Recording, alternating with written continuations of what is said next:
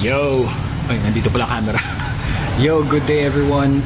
Welcome to another video dito sa Man Cannot Ride. Eto, gusto ko lang talagang i-share sa inyo kasi today is Kalikot Day. So, binaklas ko si Octavia. Sinusubukan kong gawan ng paraan yung may sira kasi sa kanya eh. So, sinusubukan kong gawan ng paraan na ako na yung gagawa. Pero wala eh. Kulang ako sa gamit. Sige, sabihin ko na nga. Yung head bearing ni Octavia ay it's kapot. So bumibigay na, maluwag. Sinubukan kong higpitan yung sa steering stem nut. Hindi lalampas dapat ng quarter turn na higpit. Yun lang yung pwede. Nahigpitan ko na pero ano pa rin siya, may play pa din. So sa tingin ko talagang busted na yung bearings niya, yung head bearings niya. So binaklas ko na si Octavia muna. Ang ano kasi dito, pag dinala ko to sa shop, babakasin din nila lahat eh. So sabi ko, baklasin ko na lang dito sa bahay, iwan ko dito yung mga piyesa na hindi naman kinakailangan dalhin sa shop. Dadalhin ko yung motor na ganito lang. Tapos na-realize ko, okay, wala pa pala akong perang pampagawa. So, but that's it, yun yung sira doon. Kaya ako binaklas si Octavia dahil dun sa sinusubukan kong gawa ng paraan yung head bearing. Baka may extend ko pa ng kaunti yung kanyang yung pwede ko siyang gamitin habang nag-iipon pa ako ng pampagawa. And then na-discover ko na meron palang problema yung fairings. So merong hindi ko na ipapakita sa inyo kasi maghahalongkat pa tayo. So meron siyang dalawang mounting points na basag na. So ngayon gagawin ko muna ng, kaya pala minsan maingay kapag sobrang bilis na. Kapag yung sobrang bilis, mga 70, 80. Kapag medyo 81, 82, pag sobrang bilis na ganun, maingay. So sabi ko, ano kaya yung maingay? Yung pala, maluwag na yung mounting point ng fairing, yung dalawa dun sa main fairing, dun sa nasa baba, sa palikpik niya mismo. And then na-discover ko din itong headlight assembly naman. Itong headlight assembly may kumakalog din. Anak ng tinapa, lahat na lang ng kumalog, pati utak ko kalog na. So may mga kumakalog. So sabi ko, iwan ko na lang dito yung mga piyesang yun kasi kaya ko naman tirahin yung fairings, kaya kong tirahin yung headlight assembly. Super glue lang ang katapat ng, mighty band lang at saka epoxy, rugby lang ang katapat niyan. Hindi, joke lang. Tawag ito,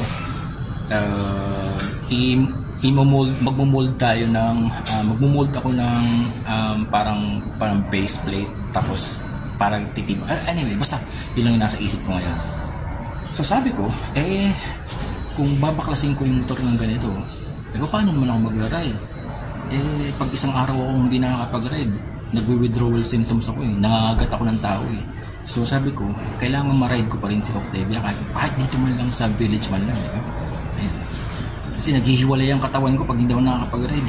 Na-allergic reaction ako eh. So ngayon si Octavia yan. Si Octavia ngayon ay nagpapanggap na MT-09.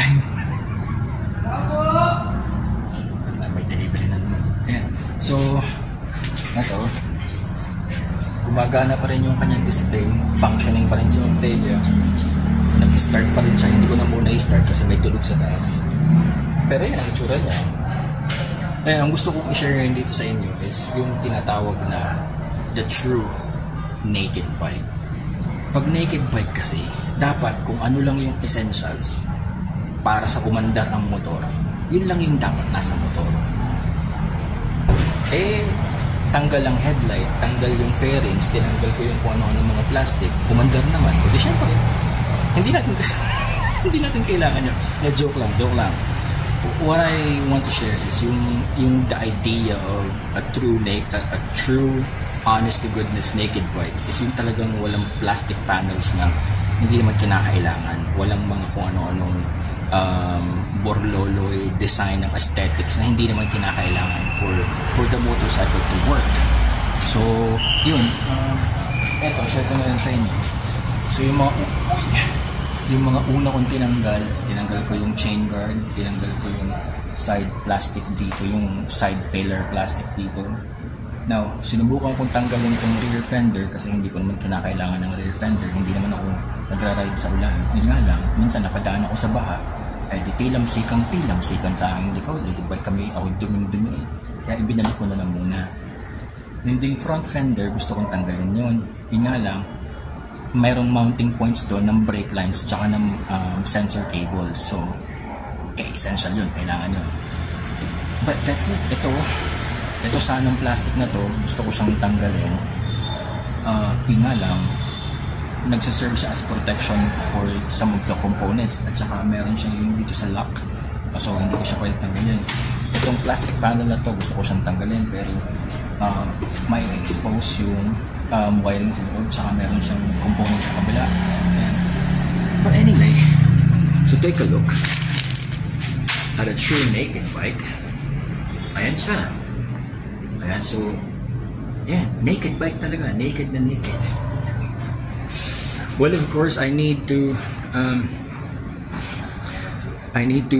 obey the rules of yung pagiging street legal ng isang motor.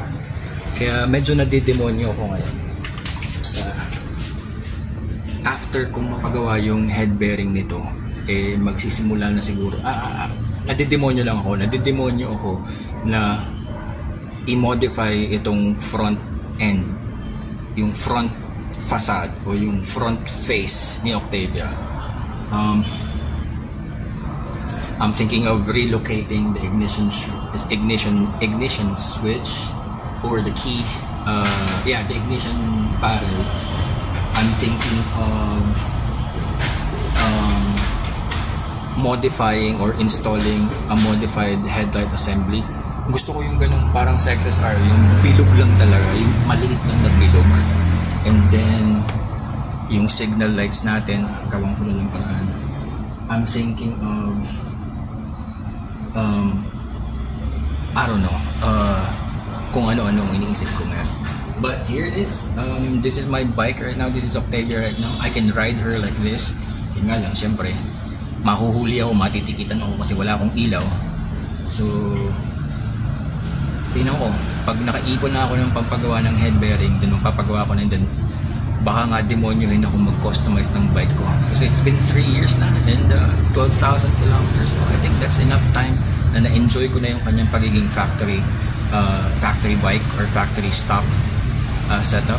So maybe it's time to customize my bike, and tamang-tama, meron akong iniintay na final interview sa isang trabaho.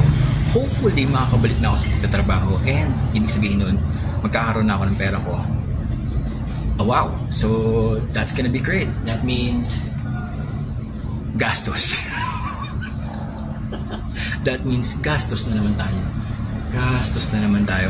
Ang dami kong pwedeng isipin dito. Ang pumipigil lang talaga sa akin is, ayun, walang panggastos. Anyway, that's it. I'm just sharing to you my day, my kalikot day. Mga tools and everything. Yan, my kalikot day. Itong XSR 900 ng kaibigan ko, hindi na naman umaandar, diskargado na naman ang baterya. So I'm thinking na kakargahan ko muna to, papaandarin ko muna to, tapos baka pwedeng hiramin ko muna to. Ito man ang gagamitin ko. Or yung Vulcan. The Vulcan is running fine. O nga, no, matagal lang hindi nilalabas yung Vulcan natin. So baka mag-cruiser gaming muna tayo. Or better yet, dahil may bagong bisikleta ang anak ko, may bago siyang Self V1 Dixie. Bisikleta na naman tayo, wala tayong maalalahanin gasolina, parking, exercise pa yun. So I'll see you on the next video dito sa Bangkok. Right? Thank you so much for watching. Oh, nga pala, pakicheck naman yung mga videos pa kasi may mga kaibigan ako nagtatanong ko sa mga technical aspects ng motor. Pero sabi ko sa kanila, guys, marami akong videos sa channel, hanapin nyo na lang. Baka meron kayong mapulot na kapakipakinabang sa mga old videos na Man Cannot Ride. I have a total of, I don't know, 1,300 videos already. Thank you so much. Have a good day.